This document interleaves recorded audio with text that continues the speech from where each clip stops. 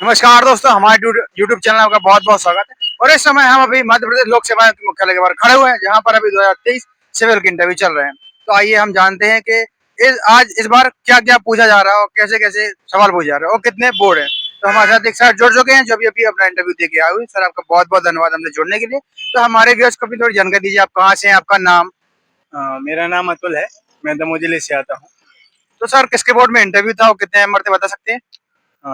मेरा इंटरव्यू माननीय मेहरा जी के बोर्ड में था और इसमें 4 सदस्य बैठे हुए थे। तो लगभग कितनी देर इंटरव्यू चला? मेरा इंटरव्यू लगभग 15 से 17 मिनट चला है। तो जैसे जब सुबह इंटरव्यू था और अब इंटरव्यू हो चुका, तो आप कैसा महसूस कर रहे हैं? इंटरव्यू होने के पहले कैसा महसूस कर रहे थे और अब कैसा महसूस कर रहे हैं? जी, मैं जैसे ही अंदर गया तो मुझे पता चल गया कि मेरा इंटरव्यू 16वें नंबर पे है। तो मैं रिलैक्स हो गया कि अब 16वें नंबर पे तो सब चीज़ निश्चिंत हो गए थे। तो मैं जैसे ही अंदर गया वहाँ पे जाके कोट मैंने अलग रख दिया क्योंकि कोट भारी लगता था। फिर इसके बाद मैं खाना खा के नहीं आया था तो मैंने खाना खाया सबसे पहले। फिर मैं अपना जो भी था मैं अपना पढ़ने लगा और मेरा डीबी हुआ लगभग 1 बजे मेरा डीबी हुआ। इसी दौरान मैंने नींद आ रही थी तो सो भी गया मैं। हाँ, ये सही बात है क्योंकि लगातार 8-9 घंटे वहाँ पे बैठना बहुत बड़ा टास्क होता है। इसके बाद मेरा नंबर आया 4 साढ़े 4 बजे मैम मुझे ऊपर ले गईं और करीब पौने 4:35 पे मेरा नंबर आ गया था वहाँ पे। तो जैसे कि आप इंटरव्यू रूम में एंटर किए गए, तो किस किस प्रकार के प्रश्न पूछे गए, बता सकते हैं? जी सर। जैसे ही मैं एंटर हुआ तो सबसे पहले माननीय मेहरा जी ने तो मेरा नाम पूछा। फिर नाम के बाद उन्होंने पूछा, डेप्थ से क्वेश्चन पूछा कि आपके पिताजी ये कार्य करते हैं तो आप यही कार्य में क्यों नहीं जाना चाहते? व्यक्तिगत बिज़नेस तो अच्छा होता है। तो मैंने कहा कि जी सर, पिताजी चाहते हैं कि ये काम मैंने कर लिया है, अब आप कुछ अच्छा करें और मेरा नाम रोशन करें। इसके अलावा अन्य सदस्य ने क्या क्या प्रश्न पूछे? इसके बाद मेहरा जी ने क्वेश्चन पास कर दिया और फिर जो दूसरे सदस्य थे, माननीय सदस्य थे, तो उन्होंने भारतीय ज्ञान परंपरा, योग और भारत पहले के ज़माने में सोने की चिड़िया कहा जाता था, विश्वगुरु था यह किस संदर्भ में था? इस प्रकार से क्वेश्चन पूछे और फिर उन्होंने तीसरे सदस्य को पास कर दिया। इसके बाद तीसरे सदस्य ने डेप्थ से ही क्वेश्चन पूछा सीधा। उन्होंने पूछा कि सीपीआर क्या है? आपने कहाँ से सीखा? आप सीपीआर दे के बताएँ, तो मैंने वहाँ पे डेमो दे के बताया। फिर इस तरीके से क्वेश्चन हुए और फिर उन्होंने चौथे सदस्य के पास कर दिया। चौथे सदस्य ने डेप्थ से एक ही क्वेश्चन पूछा कि रक्तदान आप करते हैं, तो यह किस प्रकार से रक्त जो दाता है उसके लिए फ़ायदेमंद है? और क्या इसमें किसी ब्लड ग्रुप की भी कोई भूमिका होती है? तो बस यही क्वेश्चन हो रहे थे मुझसे। आपकी हॉबी से कोई क्वेश्चन? मेरी हॉबी से माननीयों ने कोई सा क्वेश्चन नहीं पूछा है। आपके गृह जिले से कोई सवाल? मेरे गृह जिले से भी कोई सवाल नहीं आया।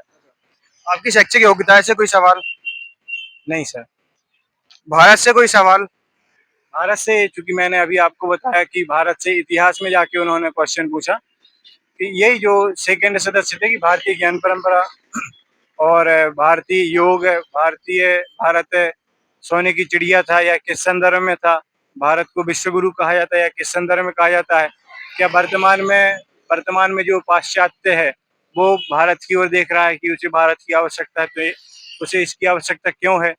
ये क्वेश्चन पूछे और फिर जब जिन सर ने सीपीआर का क्वेश्चन पूछा था, उन्हीं सर ने एक क्वेश्चन और पूछा था कि क्या हमारे यहाँ ऑक्सफोर्ड या फिर ऐसी यूनिवर्सिटीज़ के टक्कर में कोई पहली यूनिवर्सिटी थी?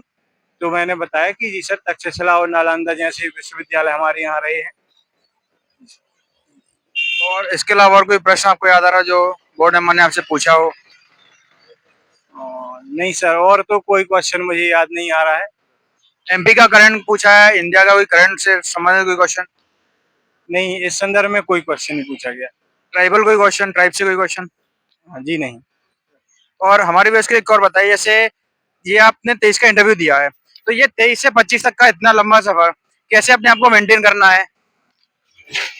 चूँकि ये इतना लंबा सफ़र एक लक्ष्य के उद्देश्य की प्राप्ति के लिए है और आप अगर लक्ष्य के लिए समर्पित हैं, तो आपको ये समय भी छोटा लगने लगेगा।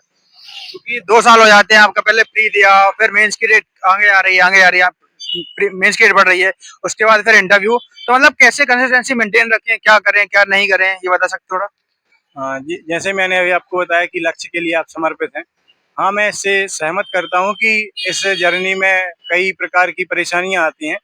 कभी आप बीमार पड़ जाते हैं, कभी घर पे कोई कार्य आ जाता है या फिर आप जहाँ पर रह रहे हैं वहाँ पर ही ऐसे कोई कार्य आ जाते हैं और कभी मौसम की मार या फिर और भी चीज़ें हमारे साथ घटती हैं। लेकिन जो आपके लक्ष्य की प्राप्ति में अगर बाधा आएगी तो वो तो लक्ष्य ही नहीं हुआ। तो ये मैं यही कहना चाहूँगा कि ऐसा समय कट जाता है और लक्ष्य की प्राप्ति होगी। और आने वाले समय में जिसका इंटरव्यू, उसके लिए क्या सलाह देना चाहेंगे, मतलब कहाँ से पढ़े, क्या करे? जो मुझे समझ में आया है कि मैं जाकर पढ़ रहा था, तो मैंने क्योंकि मेरे पास पर्याप्त समय था, मैंने 2-3 रजिस्टर पढ़ लिए बैठे-बैठे और मेरे दोस्तों ने भी मुझे करंट अफेयर्स आज का पूरा दे दिया था, तो वो भी पढ़ लिया। लेकिन किसी से कोई क्वेश्चन नहीं आया है। डेफ से ही 3-4 क्वेश्चन हुए हैं। तो मैं ये सलाह देना चाहूँगा जो वर्तमान में नया डेफ जारी हुआ है, उसी के मद्देनज़र रखते हुए अपनी तैयारी कीजिए और चूँकि आपने पढ़ा ही है पूरा मेंस तो आपको आएगा वहाँ पे ऐसे मन में सोच के जाइए कि मुझसे सब आ जाएगा। तो आप डेफ़िनेटली आपसे अच्छे क्वेश्चन आएँगे। ओके।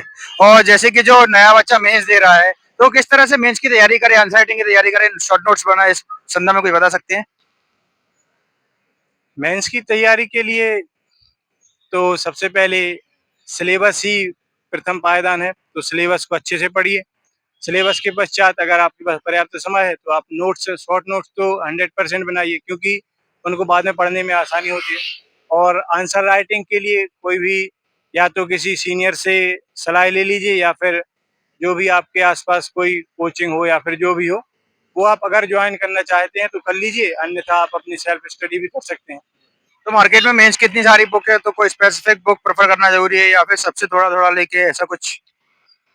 मैं कोई स्पेसिफिक बुक प्रेफर नहीं बताना चाहूँगा। मेरा मानना यह है कि आप जो आइडियल बुक हैं जैसे एनसीईआरटी हो गई या फिर मध्य प्रदेश की जो पुस्तक हैं उनको पढ़ सकते हैं और मैं कोई स्पेसिफिक बुक नहीं बताना चाहूँगा। ओके सर, आपका बहुत-बहुत धन्यवाद हमें समय देने के लिए। हम शुभकामना करते हैं कि आपका सिलेक्शन बहुत जल्दी हो। Thank you sir. धन्यवाद।